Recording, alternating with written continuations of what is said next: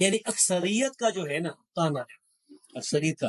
قرآن کریم آپ دیکھیں اور نبی کریم صلی اللہ علیہ وسلم کی حدیث، تو ان سے یہ صاف ثابت ہوتا ہے کہ اکثریت جو ہے وہ سیدھے راستے پر نہیں آتی۔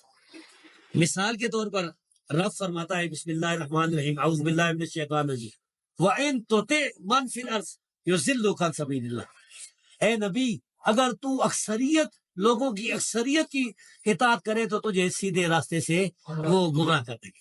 وَمَا يُؤْمِنُ أَكْثَرُهُم بِاللَّهِ إِلَّا هُمْ مُشْرِكُونَ، سورہ یوسف میں آتا ہے اکثر لوگ اللہ پر ایمان کا دعویٰ بھی کرتے ہیں، ایمان بھی رہتے ہیں اور مشرک۔ وَقَلِيلٌ مِّنْ عِبَادِيَ الشَّكُورُ، شاکر بندے تھوڑے۔ قرآن کریم سے اب تاریخ دیکھ لیں، نبیوں کی تاریخ دیکھ لیں، ایسے بھی نبی آئے ہیں جن کا کوئی ایک امتی نہیں تھا۔ قیامت کے دن وہ نبی ایک آئے گا، آج کوئی امتی نہیں ہوگا، کسی کے ساتھ ایک دو امتی ہوں گے۔ سب سے زیادہ ہمارے نبی کی اور موسیٰ علیہ السلام کی امت زیادہ ہوگی صلی اللہ علیہ وسلم۔ تو یہ جو ہے سارے، اب میں آپ کو سناؤں ایک حدیث جو تار القادری کے لیے بھی بڑی پکی ہے، صحیح بخاری اور صحیح مسلم کی متفقون علیہ سے۔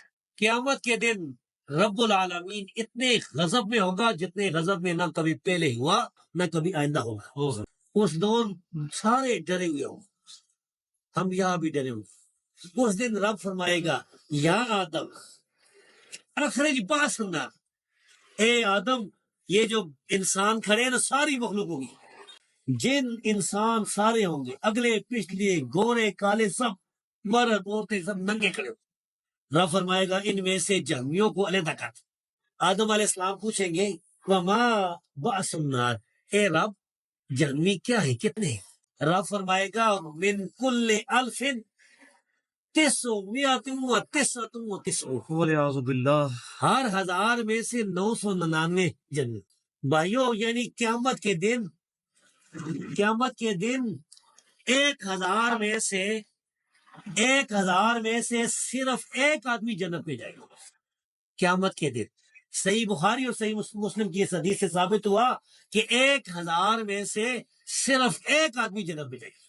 پھر اس طرح صحیح مسلم کی حدیث سے رسول اللہ صلی اللہ علیہ وسلم نے فرمایا کہ بدأ الاسلام غریبا، اسلام جو ہے وہ اجنبیوں میں آئے، اوپروں میں آئے، تھوڑے تھوڑے، یعنی ایک دو، ہر قبیلے میں سے ایک آدمی دو۔ سیعود غریبا، پھر اجنبی ہو جائے گا۔ فطوبى للغرباء، ان اجنبیوں کے لیے خوشخبری ہے جو اجنبی ہوں گے۔ خلاصہ یہ ہے کہ بھئی جو اہل حق ہیں وہ تھوڑے